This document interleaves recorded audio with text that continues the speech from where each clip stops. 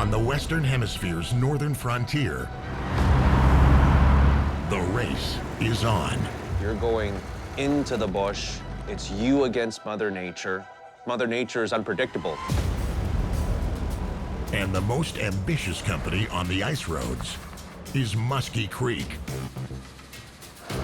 My problem right now is that we have so much forecasted right now and so many commitments. I'm short on drivers. We've got 7 loads to load tomorrow.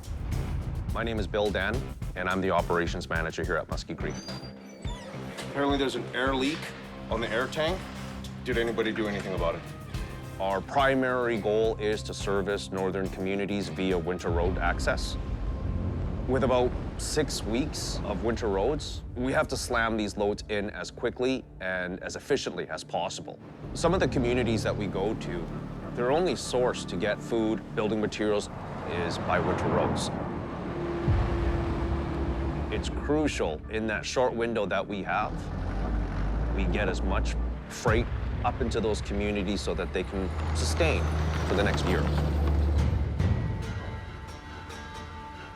Bill? Todd? Nice to meet you, buddy. Nice to meet you. Heard a Yeah. lot about you. I'm Todd Dewey, and I come from a little town called Port Angeles, Washington. Sweet! After spending 5-6 years up here being on the ice roads, you know, it becomes a part of you. I'm taking on this challenge this year because I have a chance to actually make some money, build a nest egg back for me and my wife now, and buying my own big rig. Muskie Creek, we have a very good reputation. Whatever we commit to, we fulfill. We don't leave a load behind. So Garden Hill is where your load's gonna be going. Okay. Then from there, you're gonna cross the ice. Yep. Then you're gonna travel down here to St. Teresa Point. That's gonna be where I need you to pick up the backhaul. Okay, you got it. Todd's burning 800 miles to Garden Hill. Then he's crossing Island Lake to pick up his backhaul in St. Teresa Point. It's loaded, it's ready, secured. Just a load of screw piles. They go into the ground. You can't start the building until those are in, right? There's a housing shortage in Garden Hill, so all loads, materials, it's all critical. Gotcha, 10-4. My biggest concern is that he may have lost his edge. I really can't afford any mistakes to happen. You know, I'm coming up here with a super set of skills that not a lot of guys have. I'm 51 years old. I don't know if I've got what it takes anymore to do these roads, but I'm gonna hit it hard, and I'm gonna see if I can make myself some good coin. Am I nervous? Absolutely. See if an old man still got what it takes to get the job done. The road is in rough shape. Right on. You see, you can't see like that right there. There's a lot of pieces on here, heavy items. If they fall off, there's no way I'm gonna manually and physically put it back on my load. Getting a lot worse now, buddy. Feel that right there? Yeah, that's getting rough.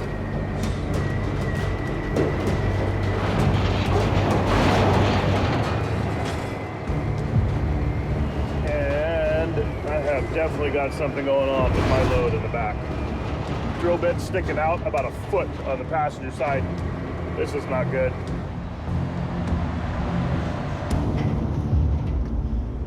See, it's cold. Well, this is screwed. This wood beam has slid out of here almost a foot. Here's a better visual. Look at the wood has slid this far. Half the problem is it's so cold and the deck is so slick and these pieces of wood are just sliding right on the deck. If it pushes too hard and slides with too much momentum and busts these straps, that whole thing's just gonna slide right off the side, and this whole pallet of these drill bits are on the middle of the ice road. That's not good. Well, I got an idea in my head. I don't know if it'll work, but it sure is worth a try.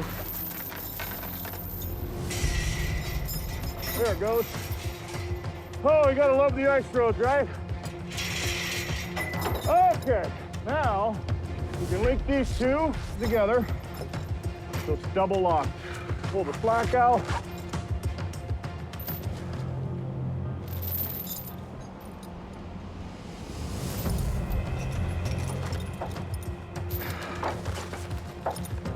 double link that. Those are bound.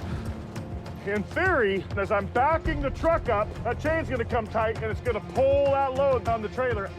That's what I'm hoping will happen. Okay, this is it. But we're gonna give her hell and give her a try. I hope this works. Come on, you son of a bitch.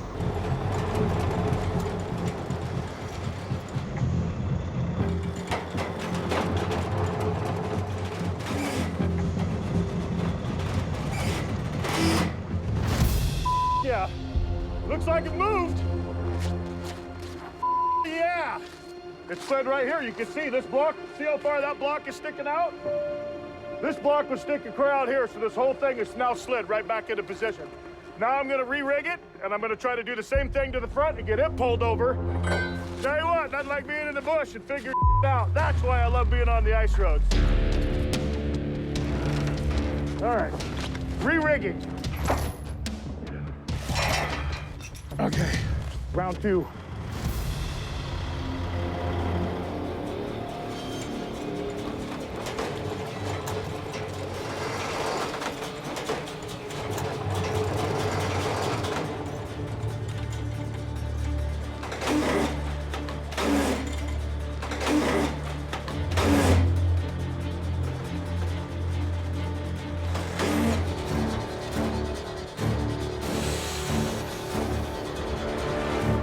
Oh, hell yeah! We are back on the trailer. That's what the ice roads are all about, baby. Figure it out and just get it done. Get my load strapped to hit back on the road.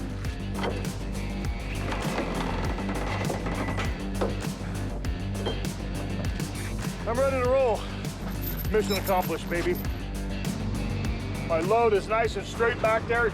Ready to put some miles on here and get this load into Garden Hill. Just another beautiful day on the ice roads.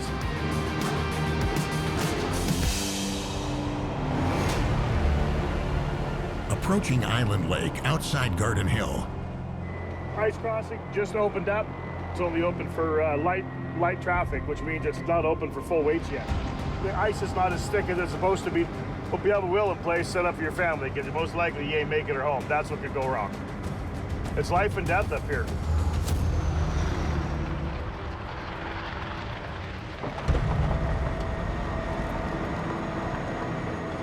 A little concerned right now. I'm not hearing a lot of noise out of the ice. The cracking of the ice is always spooky, but that's part of the ice crossing. You want to hear it cracking. That actually means that the ice is really, really strong. When you can't hear any noise at all, that's not a good sign.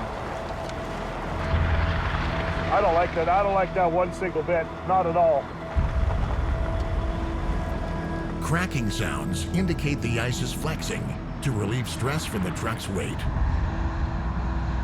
If the ice is too thin or too weak to flex under the stress, it could shatter, releasing Todd and his truck into the clutches of the deadly frigid depths.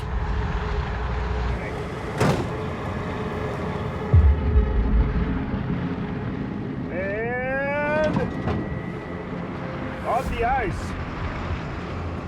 Hell yeah! Look at my next load and turn and burn.